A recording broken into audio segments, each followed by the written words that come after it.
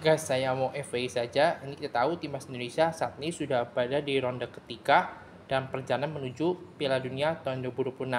Ya, memang secara perjalanan masih sangat jauh dan cukup panjang.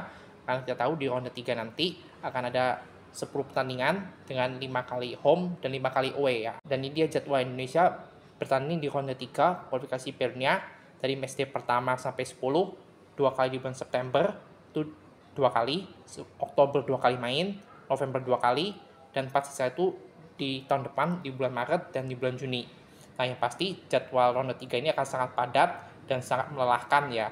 Yang pasti Indonesia butuh fisik yang kuat dan mental yang kuat menghadapi ajang ronde ketiga kualifikasi Piala Dunia.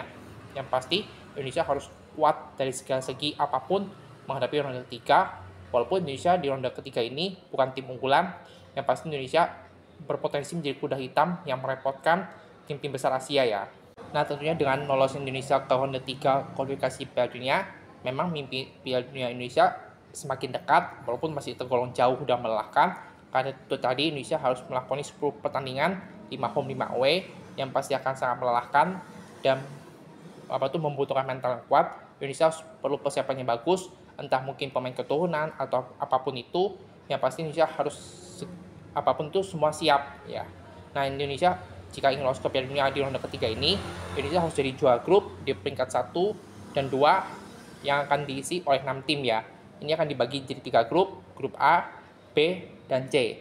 Nah, Indonesia harus di peringkat 1 dan 2 jika ingin lolos langsung dari ronde 3. Nah, yang pasti kalau ronde ketiga ini memang masih berat buat Indonesia untuk lolos ya. Nah, jika Indonesia gagal lolos di ronde ketiga, Indonesia harus di peringkat 3 dan 4 untuk melaju ke ronde keempat kualifikasi Piala Dunia. Ini ya, ronde keempat ini Indonesia jika gagal dari ronde 3, 1 dan 2 grup, Indonesia harus finish di peringkat 3, 4 grup di ronde ketiga untuk bisa melaju ke ronde keempat memelihara peluang lolos ke Piala Dunia lagi. Karena kita tahu Piala Dunia sekarang udah bertambah kuotanya dari 6 dulu hanya 45 negara Asia, sekarang jadi 8/9 negara ya. Yang pasti peluang Indonesia sedikit terbuka walaupun masih tergolong berat. Nah, di ronde keempat ini Indonesia kalau lolos ya, Indonesia akan terbagi dalam 2 grup 6 negara yang isi masing 3 tim.